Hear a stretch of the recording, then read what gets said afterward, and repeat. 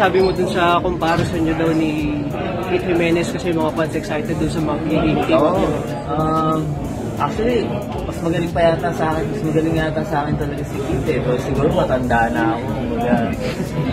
Dati siguro nung kabataan ko, parang yung mga ginagawa ni Pete ngayon, parang hirap, hindi ko na ganong nagagawa. Parang last time ko na nagagawa yung ginagawa ni Pete.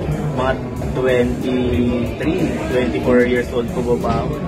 Ayun, medyo, ano yun. Pero kaya ko pa naman mag-compete, kaya ko pa naman siya. May mga advice ka ba sa kanya kung nakapag-usap na kayo? Oo, madalas kami mag-usap. Ina-advisean ko siya na magsabi ko sa kanya, marami na ang harap magpunta ng PBA and madali magpunta ng PBA. Ang problema, mahirap tumagal.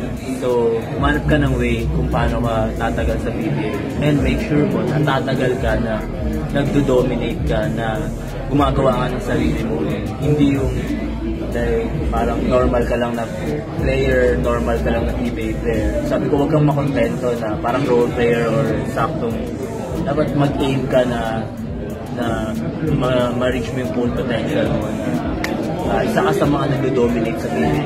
Mula pag sinabi yung pangalan mo, alam nila na dumaan ka sa PBA, isa ka sa nag-dominate, ganun tayo. So, yun ang ano ko sa kanya, challenge ko sa kanya. And yung bata, sobrang sipag, sobrang grabe makinig, tapos makita namin yung work ethic niya, grabe sa practice, ang galing na pinapakita sa practice. So, excited ako mga teammates niya. Excited ako na magkasama kami sa work, kasabay kami sa work.